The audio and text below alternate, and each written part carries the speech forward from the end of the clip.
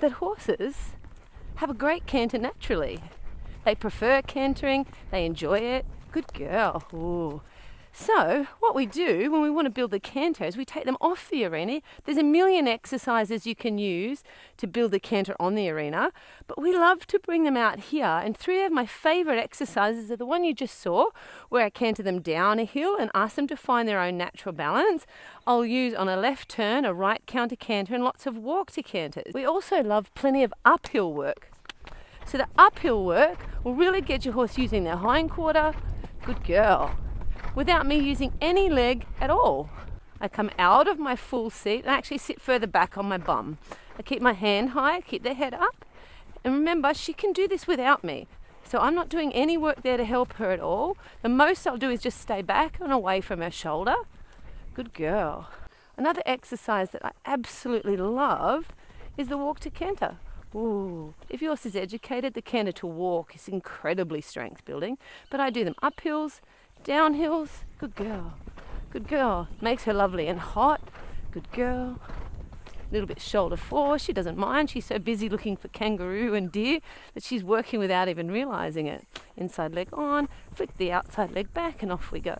So Ren is working on perfecting her ones. They're nice. I just want to get them a bit more uphill.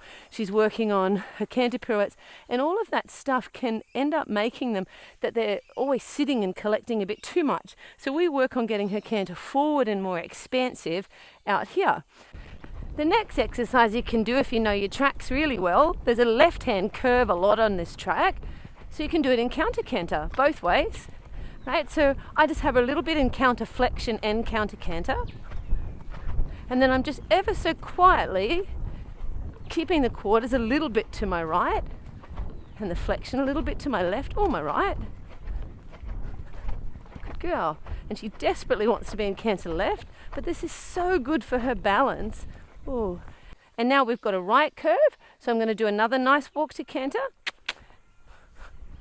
and just quietly make a bit of counter canter here, and I can play with counter flexion, true flexion. Ooh, good girl.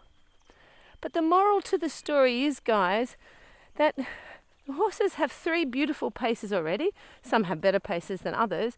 But when we work on their balance so that they work in better biomechanics, you know, we get them to carry a little more behind so that they can carry themselves uphill.